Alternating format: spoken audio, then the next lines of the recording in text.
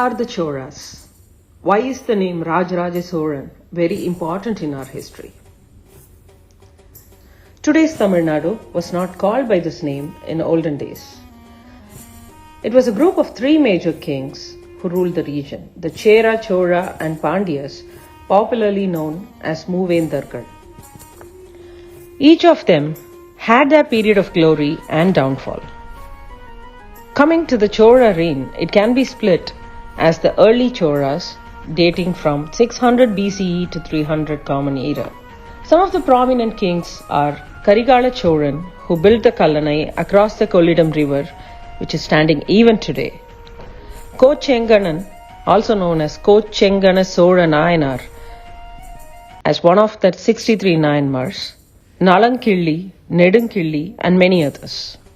The medieval Chola reign dates back to 848 Common Era to 1070 Common Era. Some of the prominent kings are Parantaka Chozhan I, Rajaraja Chozhan, Rajendra Chozhan and many others. The later Chola reign starts from 1070 Common Era until the later part of 1279 Common Era. It was during the medieval Chola time. The dynasty was at its peak and made many commendable achievements. The medieval Chola Empire starts from Vijayalaya Chozhan, followed by his son Aditya Chozhan, and next comes Parantaka Chozhan I. The tenure of Parantaka Chozhan I is an important milestone in the history of the Cholas. He is well known for his valor and devotion to Lord Shiva. He donated the golden roof for the Chidambaram Nataraja temple, which can be seen even today. Parantaka Chola won many battles and expanded the borders of Chola dynasty up to today's Nellore in the north by defeating the Rashtrakutas and Madurai in the south by defeating the Pandyas. His eldest son and crown prince Rajaditya was part of most of these wars and expansion of the Chola Empire. In his subsequent battles with the Rashtrakutas, Rajaditya was killed and Gandaraditya, the second son of Parantaka Chola I, succeeded to the throne for a short span until he died. He was succeeded by the third son of Parantaka, Arinjaya Chozhan, who takes over the empire for an even shorter span. Following the consecutive demise of Chola kings, Pandyas tried to get their throne back, joining hands with their close ally Sri Lanka. It was at this time Parantaka II, alias Sundara Solar, as he is fondly referred to for his majestically beautiful physique, takes the throne of Chola dynasty. Well aware of the growing strengths of Pandyas, Sundara Solar took them up at the Sevur battlefield. It was one of the fierce battles between the Cholas and the Pandyas. Even with the help of Sri Lanka king, Pandyas could not withstand the might of the Chola army and the valor of Crown Prince Aditya Karigalan, who is the eldest son of Sundara Solar. After winning over the Pandyas, Aditya Karigalan took on the Rashtrakutas in the north and regained the territory which the Cholas won during Parantaka I's time. Subsequently, Sundara Sola sent his younger son Arunmozhivarman, later known in the history as Rajaraja Chozhan, as the general of Chola army to conquer Sri Lanka for its strategic importance and for helping the Pandyas in the war against the Cholas. Lot of temples, both Shiva and Vishnu temples, were renovated from brick construction to stone buildings during his tenure, and lot of lands were given as gifts for the maintenance of these temples.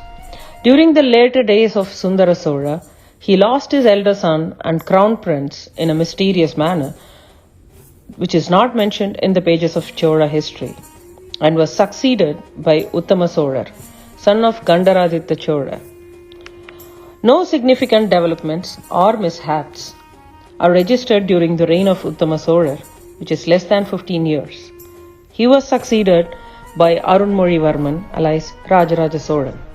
Rajaraja Chozhan, his period dates to 947 Common Era to 1014 Common Era. The name Rajarajan translates in Tamil as King of Kings. He was the greatest and the most powerful rulers during his reign. He expanded the Chola dynasty till Kalinga, which is today's Orissa, and established the supremacy of Cholas over the Indian Ocean. All his military conquests are mentioned in his Meikirti, which is nothing but a text that gives the details about the wars fought by him. It stands as an evidence for his victory and valor. The original Meikirti of Rajaraja Chozhan, as seen in the Tanjavur Brahadishwara temple, is as follows. Swasti Shri Tirumagal Pola Perinila Chelviyum Tanakke Urimai Pundamai Manankola Kandalur Salai Kalamaruttaruli. As seen in the Meikirti, his first war on Kandalur Salai has triggered multifaceted arguments. Some historians claim Kandalur Salai as a naval base in the Chera kingdom, while others claim it to be a Salai which translates to a school where the army gets its training. The Acharyas in the Kandalur Salai have allegedly conspired in the mysterious murder of Aditya Karikalan, the elder brother of Rajaraja Chozhan, and to avenge this, Rajarajan destroyed the Kadige or school of martial arts, which is mentioned in his Meikirti as Kandalur Salai Kalamaruttaruli, destroying of the Kandalur Salai. Post this, the second war was against Venkinadu, which is the kingdom or the region between Krishna and Godavari. Next comes Gangapadi, which is south of today's Mysuru in Karnataka, and the kingdoms associated with Gangapadi, namely Tadigepadi, Nulampadi, and Kudamalai Nadu, which were also conquered. Next comes Sri Lanka, where he started the conquest during his father's reign, mentioned in his Meikirti as Muratodil Singalar Mandalamum. Next mention is about Rettapadi Edare Ilakkam, which are to the south of today's Maharashtra, and finally about the conquest of islands in the Indian Ocean, which is today's Andaman and parts of Maldives. He expanded the navy and invaded these islands. Originally, Chola traders were using limitedly armed naval vessels for trade. But with the expansion of Chola army, trade flourished without threat from pirates.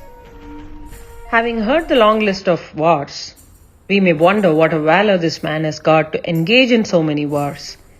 But Rajaraja Chozhan was not only known for his military conquests, but also for his administration and devotion. Coming to administration, he was the first South Indian king to introduce the concept of general elections.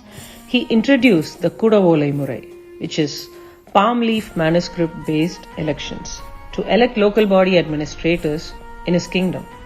People of Chola Empire directly participated in these elections. Another noticeable project during his time is the land survey. He ordered for survey of lands across the nation and reorganized them as Valanadu, which were administered by the local rulers and small kingdoms within the Chola dynasty. This allowed him to have a closer control of the entire kingdom and still maintain the autonomy of the local rulers. Coming to his devotion, he was an ardent follower of Lord Shiva and contributed towards Shaivism, a part of Hindu religion as it is called today. He built many temples, and the most important among them being the Tanjavur Brahadishwara temple, standing till date as an architectural marvel, citing the architectural brilliance of Indian sculptures.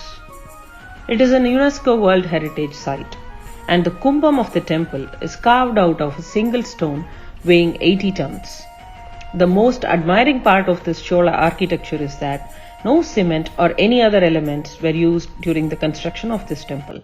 The rocks are arranged in a certain fashion to fit on top of one another. In addition to building temples, he also made sure they are maintained well by gifting Irayili Nilangal, which are nothing but tax-free lands contributed to these temples. These lands belong to the temple and the deity. The revenue out of these lands were used for the temple maintenance. This was also done for several hospitals which were called Adurasalai in those days. The Sundara Solar Adurasalai in Tanjavur was very popular during his reign, and native Siddha medicine was practiced in those hospitals.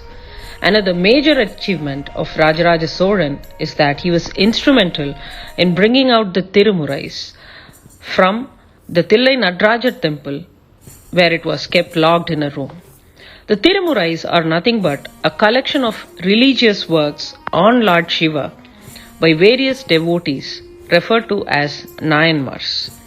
As we saw earlier, the early Chola emperor Kochchenganan is one of the 63 Nayanmars who are mentioned.